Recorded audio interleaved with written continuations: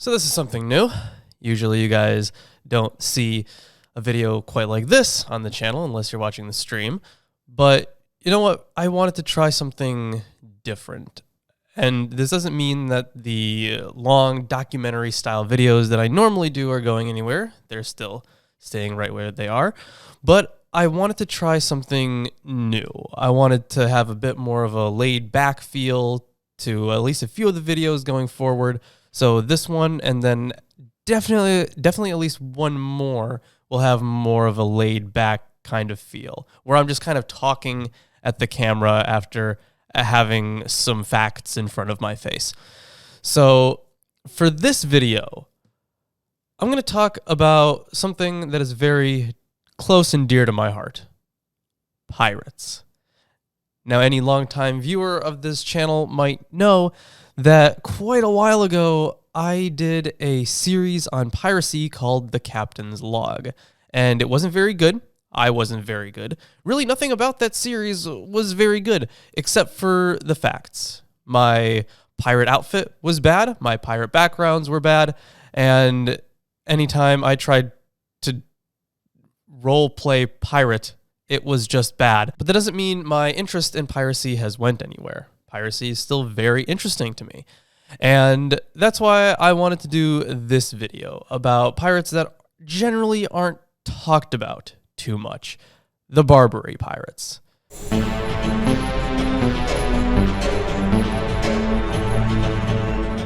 We talk a lot about pirate havens and pirate strongholds throughout history. Talk about your Nassaus, your Rhodes, your Madagascars, a whole lot of them, really.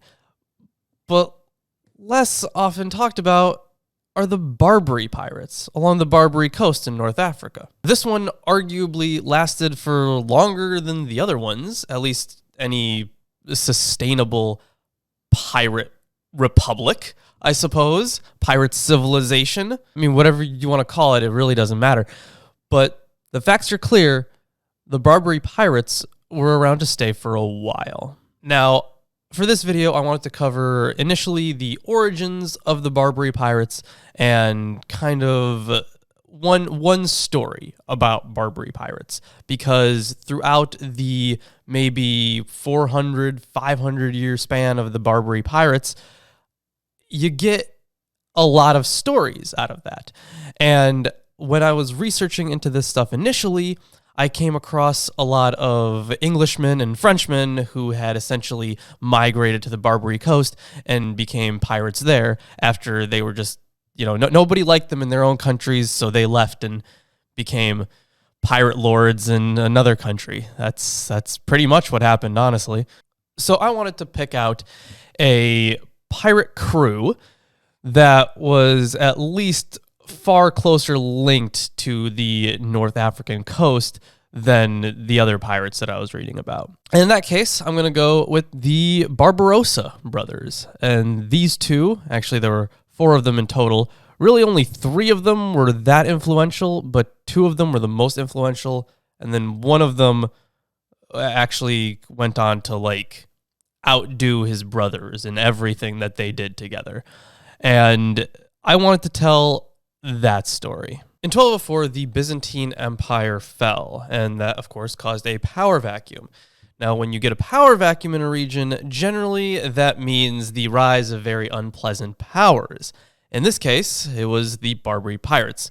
Now, the Barbary Pirates would go on to have far more sustained and powerful strongholds in the next few hundred years, but these were just the beginnings of the Barbary Pirates. Now, the Knights of Malta were fairly active at the time that this happened, so they were tasked with curbing the growing threat of piracy in the Mediterranean, especially so they could get to and from the Holy Land for their ongoing crusades. Their crusade of crusades. Their crusades of crusades? I don't know. So they protected their armies and their shipping lanes at that time from these Barbary pirates, and that led to a stark decrease in piracy. Now, of course, this wouldn't really be the end of piracy. We're just getting started here.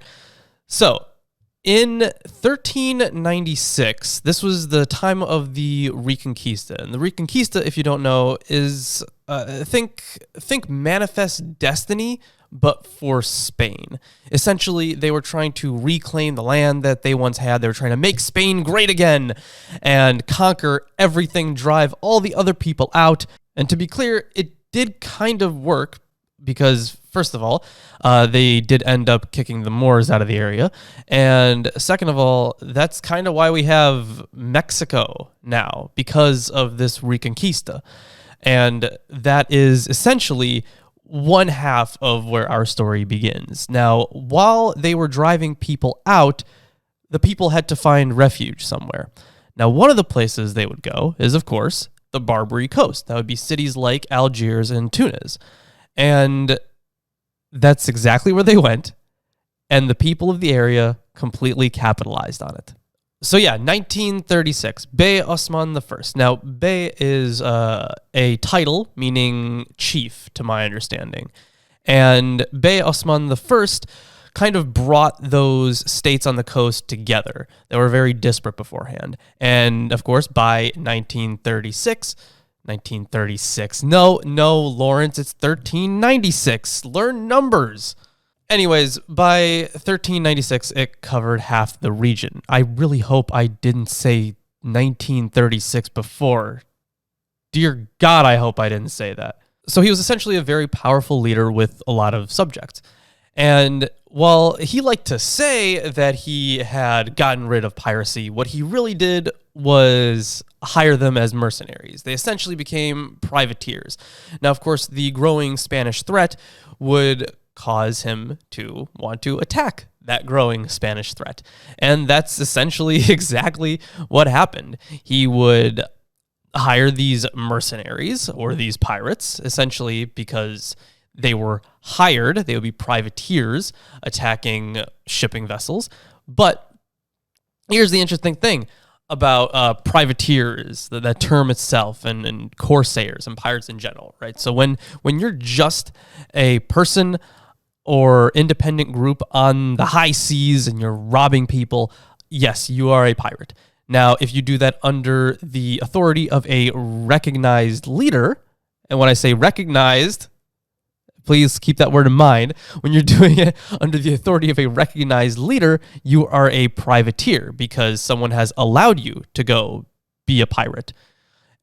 Now, for the case of the Barbary Pirates, which are often called the Barbary Corsairs, they're essentially the same things as privateers, except the ruler isn't recognized, at least by everybody else. So they're still considered pirates. So they didn't recognize Bey Osman's authority. That would be like the French and the English. They didn't recognize his authority. So when he was like, yes, these are my privateers, they're like, no, you can't do that. Only we can do that. And remember, I said this was all during the Reconquista. And by the 15th century, the Barbary coasts and the Barbary states, the pirates themselves, have gotten a lot stronger. They have grown together. They had set up pirate havens in Algiers, Tunis, and even Tripoli. And the growing Spanish threat was just the same. And because Spain had now kicked the Moors out, they were growing, and because of that, they felt the need to expand shipping. And once you get shipping, surprise, you get more pirates.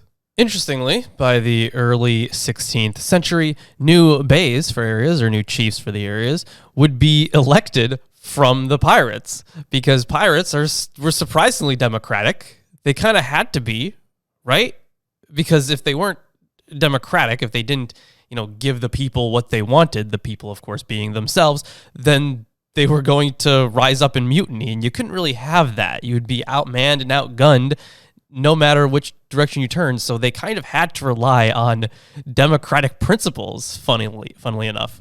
So I would think that this was the perfect setup for them. Now, apologies in advance for how I'm going to butcher this next phrase. So this election of pirates to a pirate council, effectively, or a council of captains was called a Taifi Raisi, I think. I think that's how it's pronounced. Now, I know that Rais means captain, to my understanding. And I think that's a cool thing that they had a council of captains. I mean, how could you not like that? That's great. Now, of course, most of their job was, of course, to supervise plunder and slaves.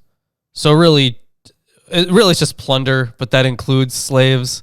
So they would supervise, I guess, pirate disputes, and they would supervise money distribution as well. So I guess that was really their whole job, to make sure everyone was as happy as they possibly could be, except for the slaves. Now, this growing fight for the Barbary Pirates and for the Spaniards eventually led to the perfect environment for the Barbarossa brothers to flourish in. Now, the pirates Barbarossa themselves have been talked about a lot in terms of pirate history, but just in general, I don't really see it like online too much. People are talking about the Barbarossa pirates.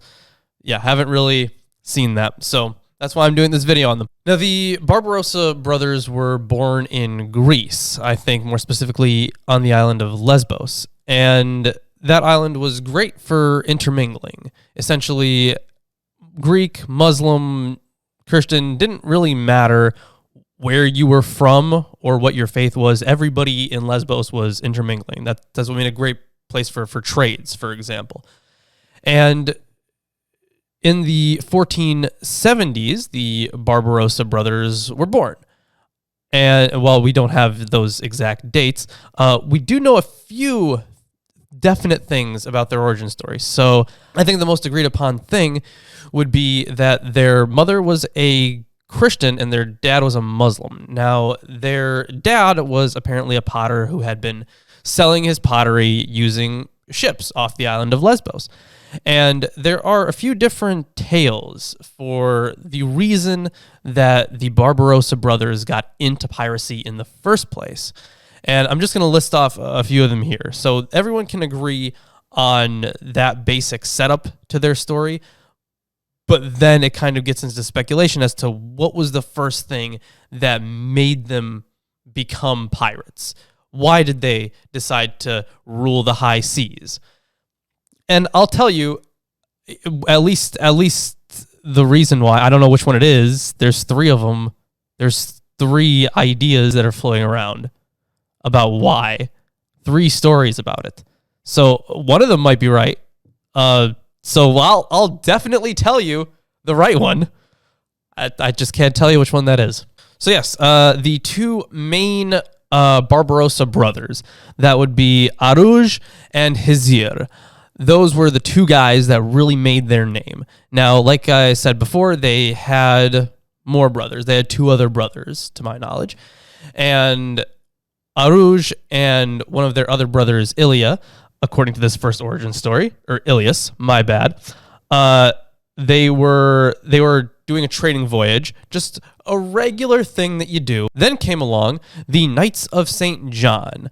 And, of course, these were knights, and they were very noble men. So you know what they do, right? They attack shipping vessels. That's what you do as a noble white man. Please note the joking nature of that, by the way. I don't want to get canceled. Whatever. It's basically my career's over now. By the way, Ilias ended up being killed, and Aruj was taken prisoner until his dad was able to pay a ransom. Now that's the first story. The second one is kind of similar in terms of story beats, but it's really unclear. So apparently Aruj was serving on board a local pirate galley at that time. And because, like I said, if you're living in the area, piracy was just a very common thing that you just kind of did back then. It was the style at the time, and they all carried onions on their belts. Please note they did not carry onions on their belts. So yeah, at the end of the 15th century, he was working on this local pirate galley, and apparently this galley was taken by, you guessed it, the Knights of St. John.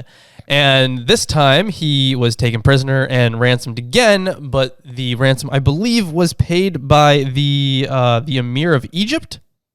Yeah, or no, he negotiated the release. Yeah, his release was negotiated, probably via ransom. And then the final story for their origin is, I think, the Turkish source. So this one might be the most reliable. It's a much less fanciful one. Honestly, he just got a privateering license and then just started pirating. So he was allowed to be a privateer and then kind of, took it into his own hands and was like, fuck you, I won't do what you tell me. And he raged against the machine all the way out of there. So in 1505, they really started to ramp up their piracy. So by that point, there had already been peace made between the Knights of St. John and the Ottoman Empire, which, if you decide to go with one of those first two origin stories I told you, boy, would that really piss them off, because I'm sure they really would have wanted to get their revenge if those stories are accurate. And I feel like those might just be... Honestly, I feel like those are just later stories, but I'm not an expert in this. But just from reading them, they feel more like fanciful propaganda pieces or justification pieces for any kind of future misgivings than they do actual history. What's more likely is probably that final story about the privateering license and just... you just start being a pirate instead of making this incredible story of revenge. So that's where I kind of fall into. But again, not an expert here. By the way, peace had been made between the Ottoman Empire and the Knights of St. John. So the Barbarossa Brothers, who, by the way, may I add, are called that because of their red beards. So this is according to the Spanish historian Diego Haedo. Is it Haedo? I don't know. I'm mispronouncing it, guys. His name's up on screen. And here's the quote. "And by reason his beard was extremely red, or carroty, from thenceforward he generally was called Barbarossa, which in Italian signifies red beard." So yeah, you could really think of these as the Red Beard brothers, I guess. Anyways, so they're starting to ramp up their piracy. Then one day, I believe this was off the island of Elba, they decided to capture a galley. And on that galley, which, by the way, was from Pope Julius, were a whole lot of slaves. Now, when you generally take over a slave galley, the slaves aren't going to defend their masters, their owners. Man, that just sounds gross to say, but them's the facts of the time. So they're not going to really stand up for Pope Julius in any way, or his men. So this was a very easy take for the Barbarossa brothers. I'm gonna probably mix it up a lot, right? Barbarossa, and then the character in Pirates of the Caribbean, Barbossa. Like, I know that's probably where they got the name from, right? But I'm gonna have an issue with it. So I'm actually not that sorry. And their next vessel to capture was not too long after that. This was a Sardinian warship. And this ship was different from the galleys that they had at the time. So this ship was only working on wind. And the advantage of having a galley, or anything like a galley, which the Barbary Pirates would have had. I think they're called, and I'm going to butcher this too, it's spelled galliot, but I'm pretty sure it's not galliot. Maybe it's supposed to be like Gallio, I don't know. But it's spelled galliot. I'm pretty sure that's not how it's pronounced. So, again, not really sorry. But either way, because this one ship was stalled out because there was no wind, this huge galley-like ship was easily able to take over them. I mean, you can just come in head forth and immediately just start attacking them because all the guns were on the sides of the ship. And if the ship is just sitting there, it's not going to be able to turn and it's not going to be able to defend itself. So you just attack it. And it was theirs that easy. And this was a huge victory. Now, of course, as I mentioned before, the first brother probably died. In one of those stories, it said that he explicitly died. So he was probably already dead. And then after this point, it seems like their final brother, Ishak, joined in. So in 1511, they had to move base because of a disagreement with the Bay of Tunis. Now, this meant that they moved a lot closer to the Bay of Algiers. And in Algiers, the Bay there wanted their help from the looming Spanish threat that was still very much extant. And when it came to this Spanish threat, he wouldn't really help. He would request help, but he wouldn't give help. He would send them off on their way and let them fight their own battles. He wouldn't send more people. He would put no more money in. He would do jack shit. And this, of course, led to the Barbarossa brothers pretty much being moved back, pretty much being repulsed. They were losing now. These guys were so used to winning that now they're shocked that they're losing. And everyone in Algiers was like, yo, our guy sucks. Can we get this guy out of here? And Aruj, one of the Barbarossa brothers, seeing this growing mentality of this guy sucks, let's take him down, was like, I agree with the people. This guy sucks. I will take him down. And that's essentially what happened. He took control of the revolt and took over Algiers all by himself, effectively. And when he was able to fight off so many Spaniards, he effectively ruled the Ottoman coast. I mean, it was really just him. Like, the entire Barbary Coast was ruled by Aruj, effectively. He was still answering to the Sultan, but what that meant at this point was it really didn't matter, honestly. The Sultan at this point in time didn't really care about the affairs on the Barbary Coast. And by the way, in that exchange where he was defending the place from the Spaniards, the first one where he lost, he didn't just lose, he also lost an arm. So, the fact that he was able to do the stuff he did later without an arm is pretty impressive, I would say. So, after all this, the tensions between the Spanish and the Ottoman Empire really climaxed here for the Barbary Coast, at least in 1518, where there was a very long, like a month-long siege on the city of Algiers. And in that scuffle, both Ishak and Aruj were killed. And this left the remaining brother, Hizir, to completely take over. He was now the sole dude in charge of their pirate enterprise. In fact, this guy was so good in his quest to avenge his brothers that, firstly, he was able to claim back some of the cities that were lost in the past few months. And then he was able to fight off any new attacks as well. And he was really gung-ho about this. Like, the speed at which he did this was, like, within a year or two. Like, he had just taken back everything that they had effectively lost. So you can think of it this way. He wanted to avenge the death of his brothers. And he would get that opportunity. And I wanted to read out this quote from Angus Constam's book, Pirates, The Complete History of Piracy. He managed to avenge another long-standing wrong in 1522 when the Sultan ordered him to join an expedition against Rhodes, the eastern Mediterranean bastion of the Knights of St. John. The Christians were driven from the island in January the following year, and as a result, the Barbary Corsair was named Hayr ad-Din by the Sultan, meaning goodness of the faith or gift of God.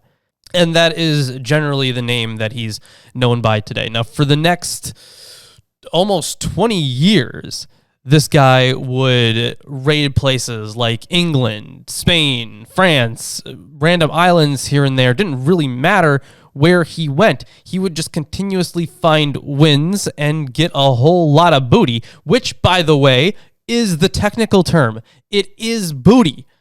Every pirate loves a good booty. Maybe you're a pirate too. Now, to be fair, he didn't win all of these battles, right? Sometimes battles would just be too overwhelming and he would have to be pushed back. But the thing is, over that period of time, he was so good that he eventually just took control of the Ottoman Navy effectively. So essentially, this guy, in the course of 20 years, had went from pirate to official naval officer. Like he was officially taking charge of the fleet, and he held up that role for almost 15 years until eventually he ended up retiring, and he gave over control of the fleet. Very simply, there's no crazy end like the ending for the other brothers, but he had his own story in which he was far more successful than his other brothers, but much less of a pirate, I guess. Like he started off as a pirate, right? But then eventually he got so good at being a pirate, they were like, you know what? We can't just have you be a pirate. I'm going to give you a wage, which is probably worse than the one that you're making right now. And I'm going to give you less control over your own things. You know, I'm beginning to think he actually might have gotten scammed. That is the story of the Barbarossa Brothers, and I hope you guys enjoyed. I hope you guys enjoyed this kind of laid-back video style, and I hope you guys enjoyed the topic. I do plan on doing this kind of stuff in the near future. I'm going to try it with some other topics as well, but hopefully you guys like this video. It doesn't mean that the other videos are going away. Still going to make them. They're just going to be more sporadic, and these will be more for less research-intensive videos. But I hope you guys enjoyed it, and I guess subscribe and like and all the other regular YouTube shilling. You know, if you don't click the notification bell, the world will end. So, you know, for the greater good.